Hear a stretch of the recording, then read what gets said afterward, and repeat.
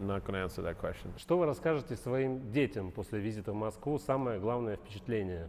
It's a good country to live in. Look at me. One more time. Are you asking about Madrid?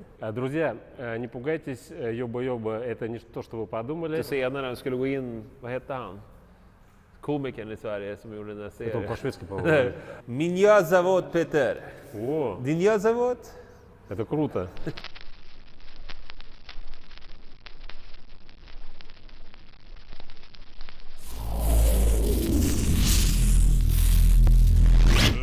Let's get ready to rumble!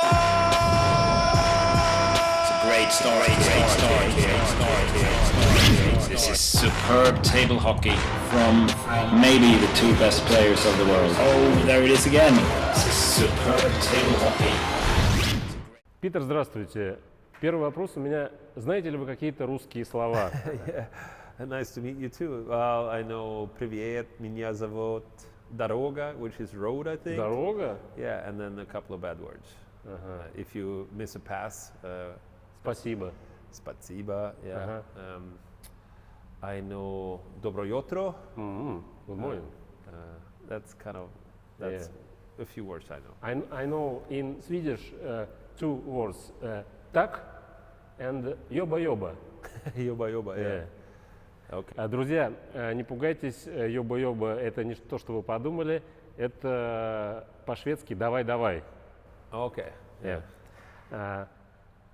Вы в Москве в первый раз? No, I've been here, I think, I don't know, I've been at the airport because I went under 16, I think I went to play in Minsk, then we landed here, and then I played Izvestia here, I think maybe 94, and I was also here for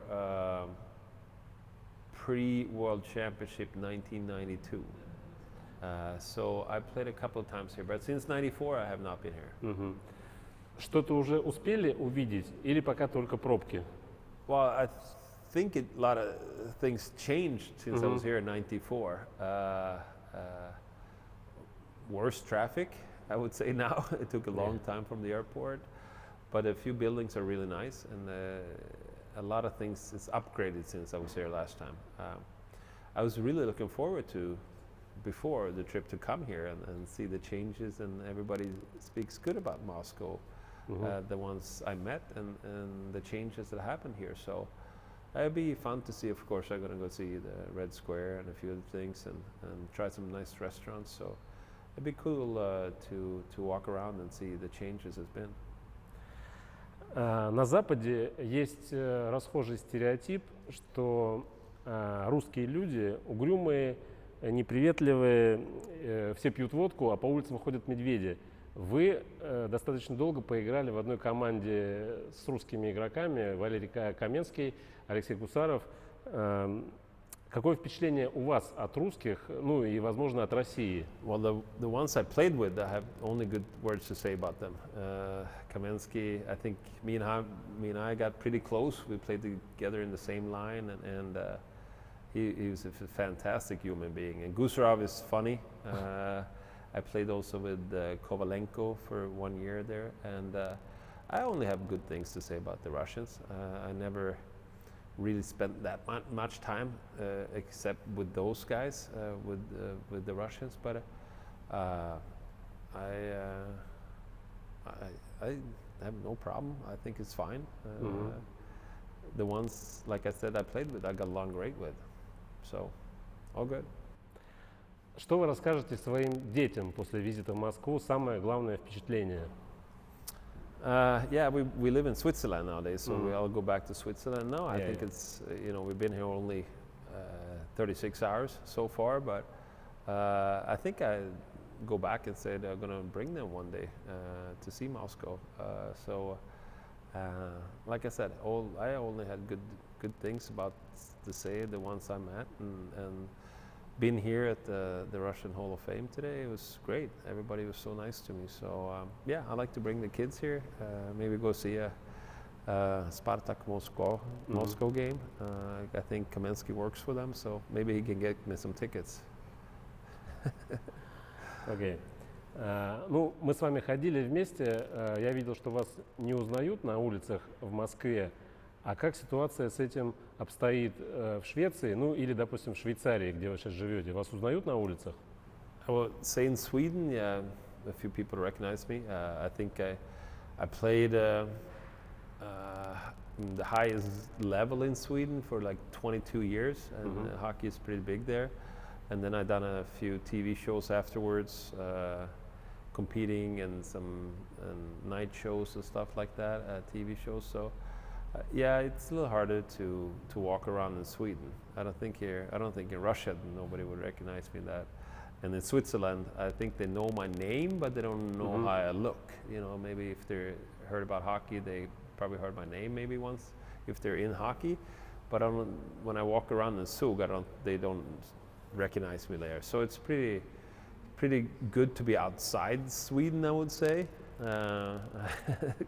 if you don't want to get recognized. So Sweden's not that big, and it's a hockey country, so it's a little harder to walk around there. Yeah.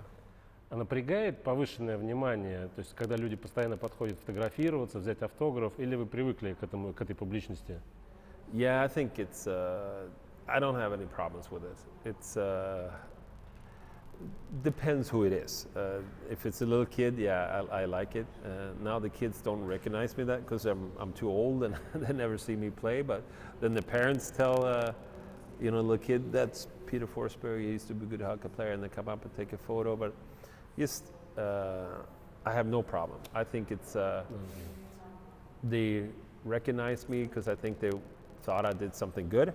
I think it would be worse if I murdered somebody or did anything bad than if they come up and with different things. So I see it as kind of our job too to be nice, especially to the young kids, because they look up to you as a role model, and I think you have to behave and be nice to them and show them how they should act when they get older if they ever be a good hockey player or do something good.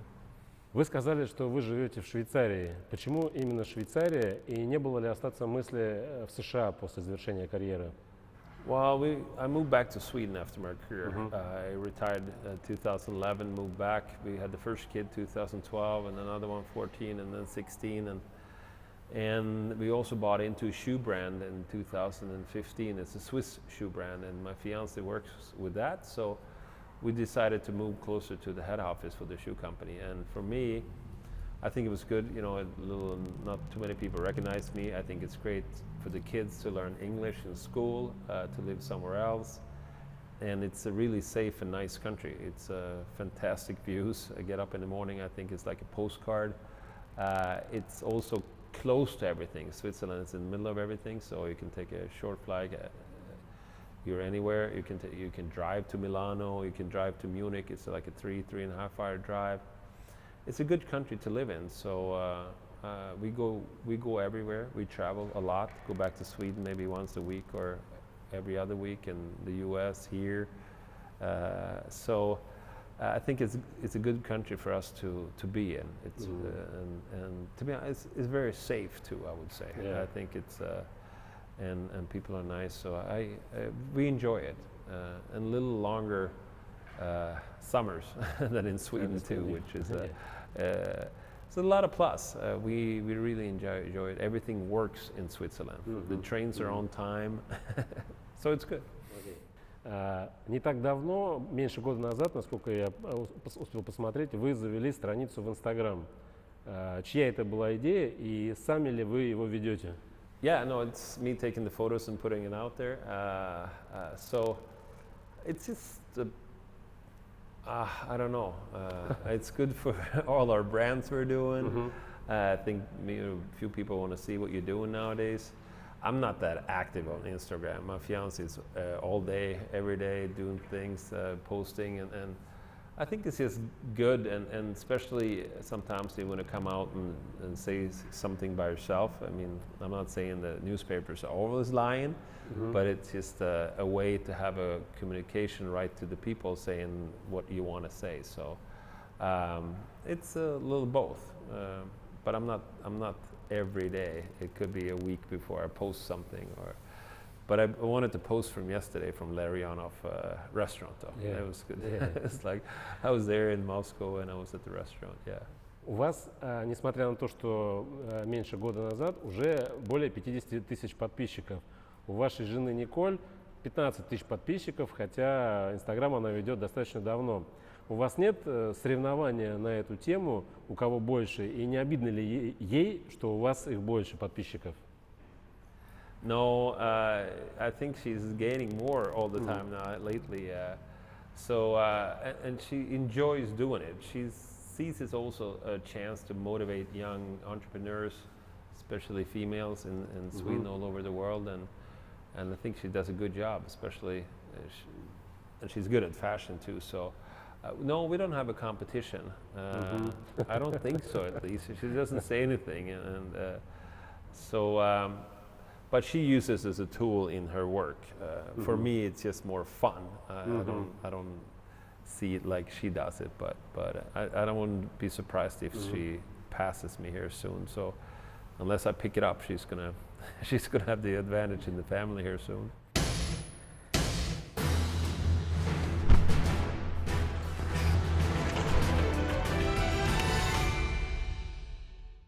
Факты вашей хоккейной биографии поражают. Все знают у вас за спиной как раз звания, то есть сколько у вас званий, сколько достижений, но было и много травм. Травмы. Проблемы с селезенкой, проблемы с ногами, со связками. Я читал даже, что специально изготавливали коньки для вас какие-то, и вы носили аккумуляторы для стимуляции мышц. Это правда? Yeah, that's actually true. I was wearing a electrical that's kind of made my muscles spasm in the foot. So, yeah, that was. I lost my spleen. Go back to that 2001. I ruptured the spleen and I had to take it out.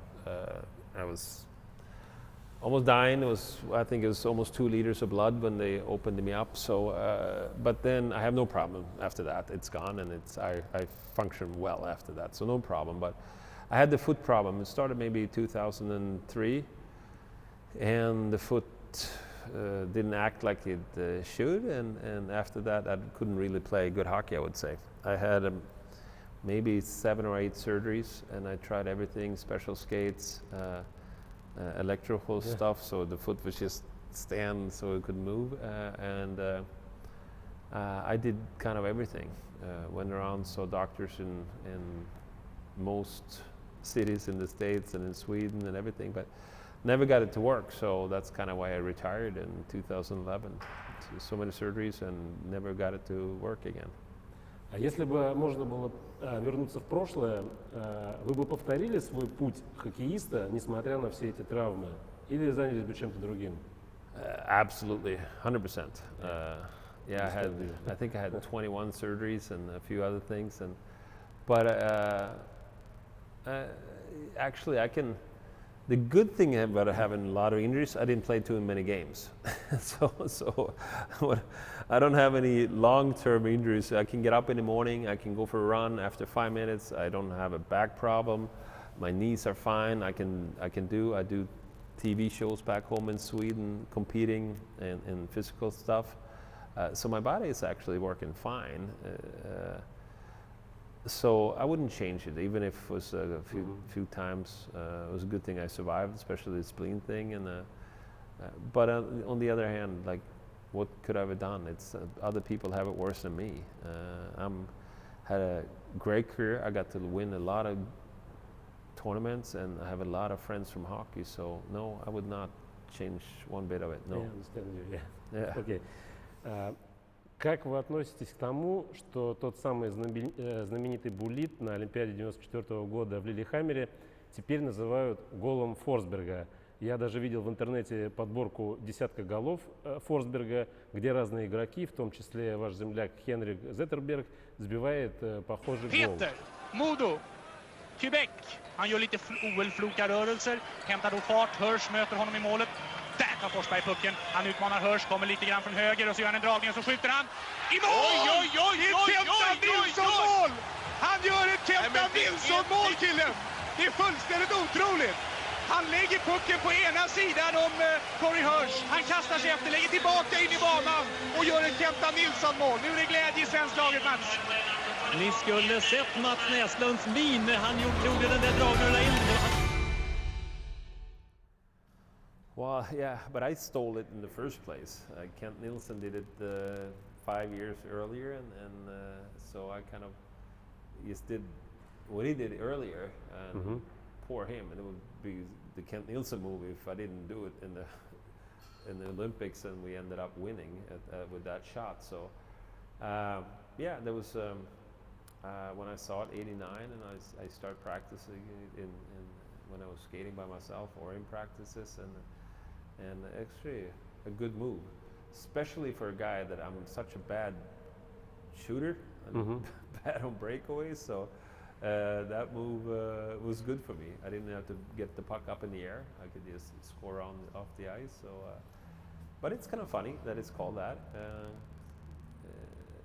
But it wouldn't be called that if it wouldn't be the shootout goal in the Olympics. Kent Nilsson did it before me, and his was almost nicer than. Вот этот победный буллит, был какой-то план изначальный, когда вы катились на ворота, или все делалось на интуиции и уже по ситуации принимали решение, как будете забивать тот самый буллит? No, it was.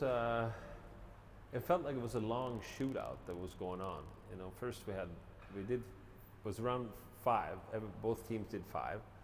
And because I think you need to know the story behind the whole this. What happened was we were losing 2-0. Canada scored on their first shot and the second shot, and of course I know I'm going to shoot 4. And if we're down by 2 in the 4th round and I miss, we lose. Canada wins the gold. I'm going to be the guy that everyone going to blame. It was my fault. But then our guy scored, so it was 2-1 when it came to me, and then I scored. I did a 5-hole, so it was 2-2, and then went to both teams missed, and then went to overtime shootout, and then we missed, and then they missed, and then I had to go. But by that time, I felt like there was not going to be my fault. I felt like I can do whatever I want because a few other guys missed in our team, and I scored in the first round, so I felt like I can do that move. And I've been watching the goalie coming out and moving back, and this move's going to work pretty well. So no, definitely, I knew what I was doing. And if I watched afterwards, it was American broadcast, and you can see me do the move by myself because I had to wait a little bit before I go, and you can see me doing it, thinking how I'm going to do it. So I had it in mind that I was going to perform that act on the way up there, because to be honest, I'm not a good shootout guy, and I didn't have too many other choices. I didn't know what to do. But as soon as I saw how the goal is going to react, and I felt like I can do whatever I want because it's whatever happens, and was not nervous at all. I was just felt like, okay, I'll go out and do it, and it's going to be fine. So otherwise I wouldn't do it. So everything was lined up to be perfect for me to do that move, and right there, right then. В 21, возможно, легко решиться вот на такой вот хитрый буллит. А если бы вам нужно было исполнить такой же буллит, но в 31 год, то есть через 10 лет, и на кону также стояли бы золотые медали Олимпиады и ответственность перед вашими партнерами, в 31 вы решились бы на такое исполнение буллитов? Yeah, I think I was young and dumb. I don't know. I didn't think about the consequences, what was going to happen. So, yes, it was. Back if you talk, the other guys missed, and I felt like I was, if they can miss, nobody's going to get mad at me if I miss. So, it would be a different situation when you're 30. And then, of course, when you're so young, I felt like I was going to be in 5 more Olympic finals. When you're 30, you feel like it may be the last chance you ever have to win again. So that's not the feeling I had. I was just, oh, great, fun to be out here to have a shootout. A different mindset when you're young compared to when you're older. Кто, на ваш взгляд, является самым техничным и лучшим исполнителем буллитов? Там сможете назвать, допустим, 3 или 5 лучших игроков, которые лучше всех исполняют буллиты? Top 5. Maybe top 3. Top 3 ever in shootout. I think TJ Oshie. Oshie, oh yeah. Yeah, he did he's fantastic. He's got a couple of good moves. I would say Mario Lemieux. Yeah, Matt Sundin and him are kind of the same. They're big guys. They can have this, and the wingspan is like 5 meters from there. You can shoot out here, and then they pull it over to backhand and flip it up, or shoot 5-all. I think those two, Matt Sundin and Lemieux, and I would say TJ Oshie. All righties too, actually. I think it's a little harder for the goalies to stop them. So that's the first one that comes up to in my mind. Who's the best at shootouts? Вы играли против Уэйна Грецки и Марио Лемьо, то есть успели застать двух великих игроков. Кто, на ваш взгляд, лучший хоккеист всех времен?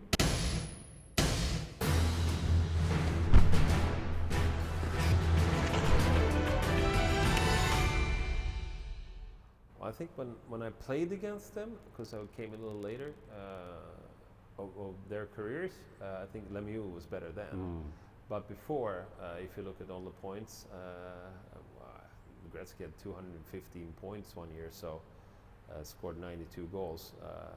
Obviously, he had to be an unbelievable player when he's in his prime. So it's hard for me to say.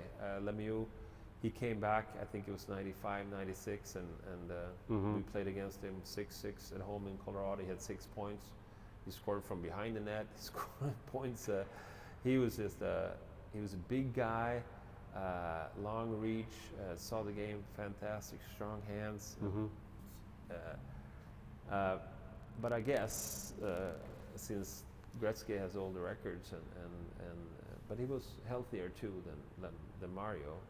Mario left the game because he's back, I think, and then it's the Hopkins cancer there. So, but having 215 points, that was I mean, Gretzky. It's hard to argue. It's so many points. It's more than I had in 3 seasons. So he was unbelievable. But it was right before I came over, I would say. У нас все следят сейчас за Александром Овечкиным, который пытается догнать Уэйна Грецки по количеству забитых голов.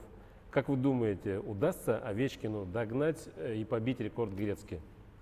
Well, I think it's going to be pretty close if he still is healthy.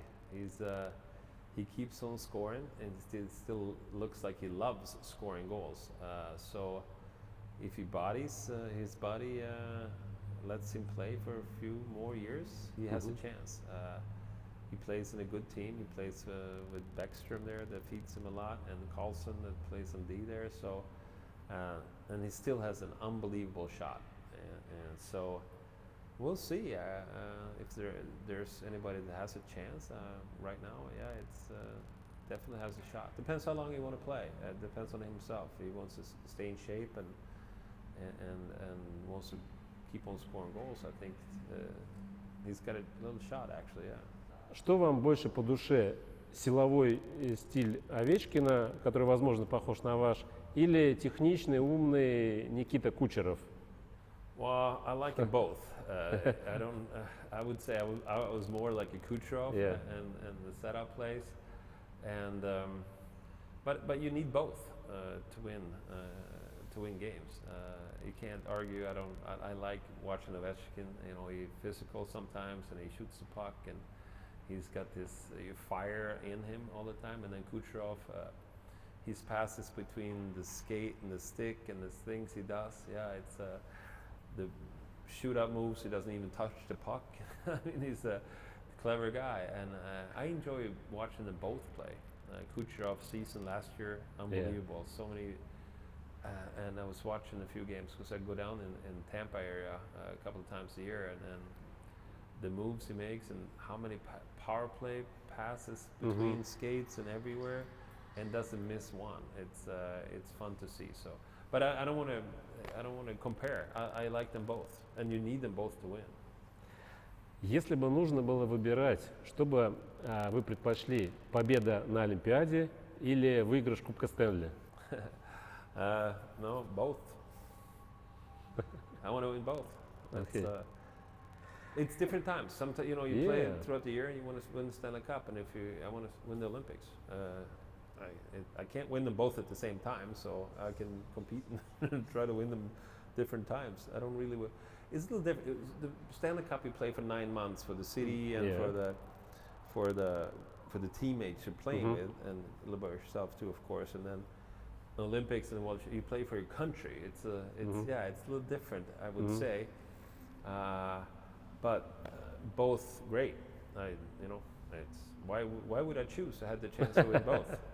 Only question. Yeah. Ваше отношение к тому, что сейчас НХЛ не отпускает игроков на Олимпиаду? Well, I think it's a little sad that their best players are not playing the Olympics. The players should have a chance to go over and play for their country and try to win. When I played in NHL, I really enjoyed going over and trying to win the gold for my country and be part of the Olympic era or atmosphere. So I really hope the NHL would, find a way to stop for a week or two to go over and compete in the Olympics. And for the fans, and not only for the fans, for the players too. So we'll see what happens. Ваш игровой номер 21 – это зеркальное отражение номера 12 Хокона Лоуба. Вы действительно взяли номер себе, потому что он был вашим кумиром?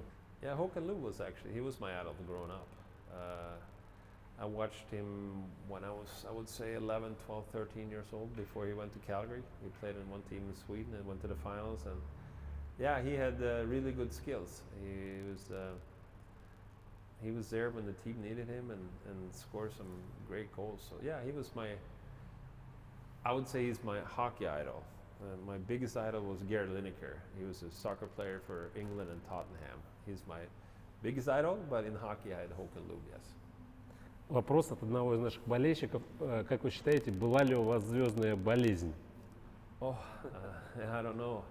Yeah, when I grew up, I was really shy, and the first time I played in the Swedish national team, they wanted Thomas Rundqvist. He was the captain, and I was nervous, and then I met a few other, maybe not only hockey players, I would say, throughout my years. Of course, first time I met Wayne Gretzky, and I met a few other famous people, Bono and a few other people. Yeah, I get a little starstruck, but not too much anymore, though.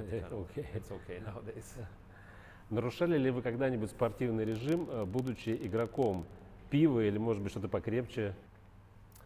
Did I break the rules? I wouldn't say I broke the rules that many times. I think it's sometimes good for the team to have some fun within the group, and if you don't do anything stupid, I think it's harder nowadays with Instagram and photos, and it's sometimes good to get the team together too. So I can't say I followed every rule. That's be a lie. But I think we have a responsibility, though, as an athlete, as a team member, and playing for an organization, to behave and follow what the teams what they stand for. I think it's nowadays I'm kind of by myself. I don't really care, but when you are employed for a team, I think you should absolutely follow the rules. And I think if you look at my record, I don't think I have too many bad things. I had a few drinks throughout my career. I did a few things, but never ever drank the day before a game. That's not. I don't think that was right. When I stepped on the ice and when the puck was dropped, the first period, I wanted to be ready. I wanted to know I did everything I could to be best prepared I ever could be. So, and that does not include drinking the day before. Ваше отношение к наркотикам. Слышали ли вы историю нашего Евгения Кузнецова, которого дисквалифицировали за кокаин? Вообще, уместно ли хоккеисту употреблять такие вещества? Well, I know the story. I don't think he missed NHL. I don't know. He got suspended from the national team, I think. Yeah. For me, I've never done drugs, and so it's new to me that you can be playing and do that. So I don't know the whole story though, but that I saw he got suspended for it. Obviously, any drugs doesn't have to do with hockey, so I think it's good that we suspend players who does it. I'm not sure he did it or not, but overall, drugs and not too much alcohol should be involved in sports at all, or especially not hockey. So we'll see what happens, and I hope less and less players. Что для вас хоккей? Это спорт, это работа, которая приносит деньги и кормит семью, или это просто игра, стиль жизни? No, it's more than a game, I would say. I took it more serious than just a game. Sometimes it felt like a job when you go in January, February, you play Edmonton or Calgary on the road, you got to get on the flight, fly there. But I have to say, as soon as I got on the ice, it was not a job. It was something I loved doing. But just going there and all that, it felt, yeah, I don't want to do it today. And then you're out there and you're going to play those 60 minutes. I played hockey because I loved it, actually. I can't say anything else. I hated it because I was so nervous before the game, so I just wanted the puck to get dropped. But when I was out there, and the feeling after you won a game, such a high. I think the best time when I think back was I sat in the car. When I walked out the arena, I got to sit in the car and take a couple of deep breaths, and it's like, oh, I didn't score a goal. I scored a goal and 2 assists, and we won 5-2, and just sit and then drive home. Especially in Denver, it was 30 degrees outside sometimes in the playoffs, and like, I did a good job today. That was the best feeling. But I also enjoyed being on the ice and play. I hated being out running and doing weights, but if I saw a puck, if I had to chase something and there was a score, then I just enjoyed playing, and I still do, actually. I can't say anything else. It's you see a soccer ball or soccer game, I stop and watch it. And it's a hockey game, I can't leave until if I see if they score or not. So it's from the beginning it was just love. In the end, yeah, a little job because it's just long seasons, but I still enjoyed playing.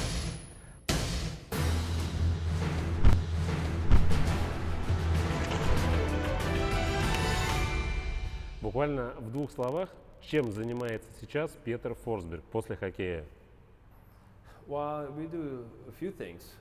We invest in a shoe company in Wiki there, and I'm an ambassador for the STIGA board hockey game, and I work for a Swedish gambling company. We have a watch company, we have a real estate company, we have a construction company, we have a car fixing shop, a smoothie company. So it's business, and then we enjoy the spare time, and especially in Switzerland. We have the Alps, you can go ski, you can go do anything you want. So a little of everything. Every day is different. It could be hockey, part of our hockey agency also. So it's a little of everything. I enjoy, when I played hockey, I was going to say, as soon as I retire, I'm going to take 2 years off and just play golf and not do anything. But it took me like 3 weeks, and I went back to school another year, economics. I could not just sit and not do anything. So I'm glad something goes on, and I enjoy being in teams. You know, you can see an organization or a company as a team. I always enjoyed playing on teams in hockey. I played soccer, never an individual sport. That was not me. And we want to be in teams. I want to succeed in teams. That's what I really enjoy. Знаю, что у вашей жены есть собственный бизнес, линия обуви, и даже есть магазин у нас в Москве в ЦУМе. Это прибыльный бизнес? I think eventually will, yeah. We sell the Inuki shoes in some really nice stores. Zoom example, so it's great. Russia is a big market for us. Sweden and Scandinavia and Russia is the biggest market. So I really enjoy seeing the end result when I get the figures from Russia. So I would say if anybody from Russia is watching, just keep on buying. then I can really enjoy life, yes. Достаточно ли вы заработали за свою карьеру хоккеиста, чтобы сейчас можно было не думать о будущем, а спокойно отдыхать? Или все же приходится вот вести этот бизнес как раз, чтобы кормить семью? Yeah, we have 3 kids and a fiance. Yeah. Sometimes they're expensive, but not always. No, it's not about that. I think I made enough money. You know, I played it was a really good time. I played in NHL. I think my salary 2001 is almost similar with the ones who make best money right now in NHL. So there was but I needed something to do. It's not, I can actually, to be honest, not have to do anything if I don't live a very extraordinary life. I can definitely have an okay life without investing and doing things, but I enjoy it. My fiance went to Harvard of Sweden in school, and she wants to work also. So, and I think it's just educating. I don't want to just be on a golf course and lay on the beach or not do anything. I want to be involved. I want to learn how to run a business. I want to learn strategies and whatever, all sales and all kinds of businesses and different angles. So it's more that I want to learn and be involved than need the money, I would say. Вы уже достаточно давно закончили играть в хоккей. Снятся ли вам сны про хоккей, как вы перемахиваете через бортик и снова пытаетесь забить гол в ворота соперника? Well, I'm kind of over that actually. Feels my body don't allow it anymore, so I'm okay. But I can actually think back at the good times nowadays. And it comes up memory sometimes, you know, when I saw the Kamensky's face in here, and I got to think back at good times we had '96 when we won the cup, and with Gusarov too, you know. We told Gusarov he always walked by and go smoke in the periods, and it's just small things that comes up when you see their faces, and so I think back, but I also know that my hockey career is over, and I kept on going as long as even longer than I thought. I was 38 when I retired, and I tried everything, and I was done hockey when I was done. But I would say the first 2 years, it was hard. I couldn't watch a team win Stanley Cup and watch them celebrate. Then I had to turn the TV off.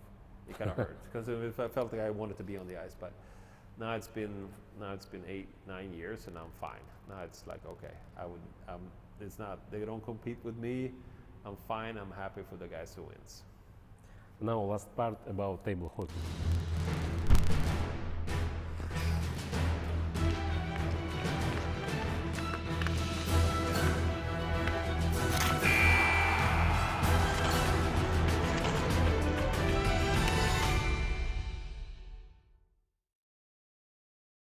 На видеоролике, который мы показывали на встрече с болельщиком, вы с маленьким братом играете в настольный хоккей STIGA. Там вам года 4. Такой вот настольный хоккей, получается, у каждого шведа есть в доме? Maybe not every family, but definitely our family. And everybody where I was coming from had a STIGA table game. Absolutely. That was before, you know, the TV games and all that, and computer games, but I would say it still is popular back to home there. I think the grandmas and grandpas buy their grandkids a game. It's for me, you know, that's the picture is 42 years ago, and I was playing, and I still remember playing, and I can't walk by a game without see if somebody wants to play me. I think it's a fantastic game. And I think it's also better than computer games. You sit in front of a TV, you stare at a screen. It actually gives you're burning some calories while you do this, and you can. I think it's still a great game. So I don't know. It's like 62 years old, the game, but it's still an amazing game. I think. Прямо сейчас у вас дома есть настольный хоккей? Играете ли вы с детьми, и кто кого обыгрывает? Yes, I do. I get a couple of games in Sweden and in Switzerland, and we play. We have a game at the office, so we play there sometimes with the people that we have the hockey agency with. And I beat my kids, absolutely. Well, they're 7, 5, and 3, so I should still beat them. We'll see what happens here in a while, but I'm still a champion at home. But today, this morning, I got beat badly, unfortunately, so I had to go home and practice a little bit more. Я уже спрашивал вашу супругу Николь на встрече. У меня вопрос к Николь. Тяжело ли быть женой хоккеиста? И посоветуете или будете ли вы способствовать тому, чтобы ваши дети занимались хоккеем? Потому что вид спорта все-таки травматичный. Хотят ли они быть похожими на своего папу? Yeah, Nicole, the question is for you. How hard is it to be a hockey player's wife? And would you like help your kids maybe develop their careers in hockey? Would you mind? What do you think about it? I like it. I wouldn't say that it's hard at all. I mean, also helping them with the hockey, of course, always. But to me, the hockey table game is much more preferable as I don't see the injuries. Also, you know, the kids can play from a very early age, and I have the chance to win against Peter, and he doesn't like that. Not in hockey for sure. Теперь хочу услышать ваш ответ. Что вы посоветуете своим детям? Играть в настольный хоккей или все же хоккей на льду, где есть много травм? Well, yeah, maybe safer to play table hockey. But it's like you said when you asked about Olympics or Stanley Cup, I think this is the same thing. They can do both. I think both are great. And yeah, I did have a few injuries throughout my career, but like I said earlier, you know, it's worth it. It was a fun game to play, and it's still fun, both on the ice and on the table game. So I do both. Вы стали лицом настольного хоккея STIGA PLAY OFF 21, PETER FORSBERG EDITION. У нас принято спрашивать, сколько это стоит, сколько вы получили денег за это, или это ради идеи? Yeah, well, not enough, I think. No, it's maybe not all about the money either. You know, it's a brand and something I wanted to promote. I think it's like we saw. I played when 40 years ago, and I think it's great for the kids to play it. I had such a good time playing when I grew up, and it's yes, it's compete with a computer game. But I'd rather have my kid playing the table hockey than sitting in front of the computer staring at the screen all day. So there was and then it's for me to work with brands that come up with something new. You know, they did a little newer version of it, a little upgraded on the game. And it's a really classic company in Sweden that made me wanted to work with STIGA and with this game. So I would say I made more money playing one hockey game than I get from STIGA, but I think it's a good thing also. Вы в курсе, что вы всего лишь второй шведский игрок, кто является как раз вот лицом настольного хоккея STIGA? Yeah, it was Sven Tumba. Yeah. And I met Sven Tumba a few times. He was cool. good friends with a few Russian goalie, I think, and he was friends. And so he played in the national team in hockey and bandy and golf, and he was in water skiing. So he was I think in 4 or 5 different national teams. And I actually met Sven Tumba in Stockholm one time, and there was a guy introducing me to Sven. He was a funny guy actually, and he met me. I was in my prime of my career, and he goes, "Oh, you're Peter Forssberg. You're the one who's almost as good as me." So he was a funny dude, and he was very well known in Sweden. So yes, I know Sven was the face of the game. So it's been 2 of us, and I'm proud to be there with him. Yeah, perfect. Знаете ли вы кого-нибудь из шведских игроков в настольный хоккей? Well, I met one actually. He when we recorded the commercial, STIGA called in one of the best one in Sweden, and he was commentating when he was playing. So he was one of the best. I think he's a little older, but when we did the cool shots, it looked like me playing, but it was him. So that's the only guy. I've never been to a tournament before. I think here in Russia it's going to be the first one. So no, earlier was the first time I saw a champion play, and how good he was. It was amazing. Знаете ли вы, что турниры в Швеции начали проводить с 1983 года, чемпионат мира проводится с 1989 года, и 20 лет подряд Швеция доминировала в настольном хоккее, но в 2009 году сборная России выиграла золотые медали, и вот уже на протяжении нескольких чемпионатов мира по сегодняшний день удерживает лидерство в мировом настольном хоккее. Это произошло потому, что для нас это вид спорта, а для шведов это большее развлечение, хобби. Как вы считаете, настольный хоккей – это вид спорта или все же такое вот легкое развлечение, хобби, где можно поиграть под пиво и выразить какие-то свои эмоции? Ooh, yeah. Well, I kind of saw it as a hobby in the beginning, but then I came over here and I was in Riga too, watching hockey again, and there was 10 games there in the hallway, and everybody's playing. And yeah, I think that over here in this part of the world, that you take it a little more serious. I'm sure it's one or two, or maybe a couple in Sweden that can kind of live off it, but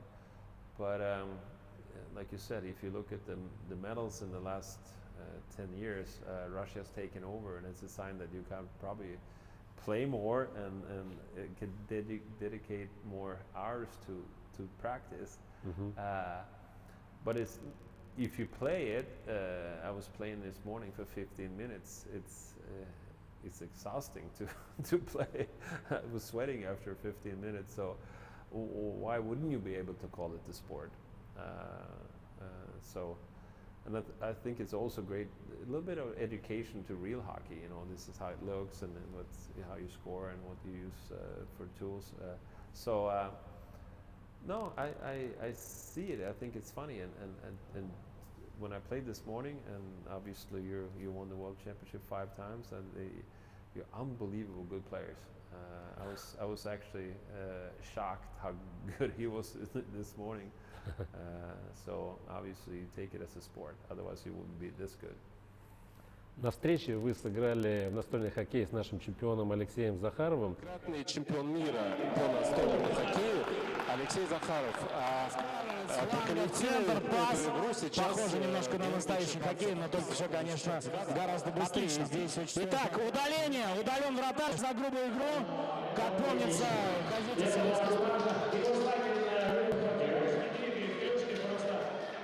клюшку попадает, и даже там нет движения никакого шага.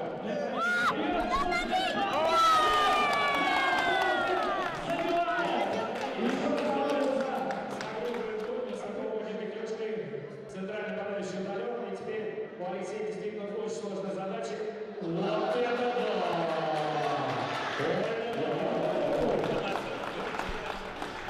We'll play on the real ice next year when I come back. Как вы думаете, если бы вот вы потренировались, смогли бы так же играть, как он? Или для этого нужен какой-то определенный талант? Well, I think it's special talent. I don't think I would be a top in the world, no. No, watching him today, I would say no, I could not ever be that good. I think I had different skills on the ice. Good balance. I saw the game, but it's a totally different thing, I would say. So yeah, no, I would never be that good. Doesn't matter how many hours I would practice, I wouldn't be that good. He was quicker and between tip of the finger to the head than I would ever be. That's just the way it is. А что посоветуете нашим начинающим спортсменам, которые хотят добиться успехов в настольном хоккее? Oh, advice, the same as hockey almost, like go out and have fun. Don't take it too serious. Play as much as you can. Try different things, work on different moves, watch the best ones play, well, most of it, just have fun. Don't take it so serious. I think that's whatever you do is make sure you have fun on the way. If you don't really love it, you're never going to be the best one. So make sure you enjoy it on the way. Еще один вопрос, который, я думаю, вам задавали много раз. Что значит ваше прозвище Фоппа? Это что-то по-шведски? Что это значит? No, Foppa was just, I think it was the media that started calling me Foppa because he's short for Forsberg. We had a football player, soccer player back home in Sweden, and his last name was Foppa, and they called him Little Foppa. And then when I came up, and since he was a soccer player, then they decided to call me Foppa. I was just the media that started, and then it kind of followed me, and I got to be known like Foppa. So it doesn't mean anything. It's just short for Forsberg, I guess. Для сегодняшнего интервью нам прислали некоторые вопросы болельщики. Какой вопрос вам показался самым интересным из сегодняшнего интервью? I think which one I enjoyed most about winning, Stanley Cup or the Olympics, because it brings back good memories, I would say. I was fortunate to be part of a couple of good teams. They won, you know, Stanley Cups, World Championship, and Stanley Cup. So I would say because it brings back so many good memories. Other than that, no, it was fun to be here, fun to chat, and I'm glad I don't have to play you in table hockey. I can sit there and talk to you instead. Питер, спасибо большое за интервью. Сейчас мы попросим Питера подписать футболку, которую мы обязательно разыграем среди наших подписчиков. А всем вам я напоминаю, что всю информацию о настольном хоккее вы можете увидеть здесь внизу и в описании. Играйте в настольный хоккей, увидимся на турнирах. Спасибо. Спасибо. So Так. Oh, long day. No problemo.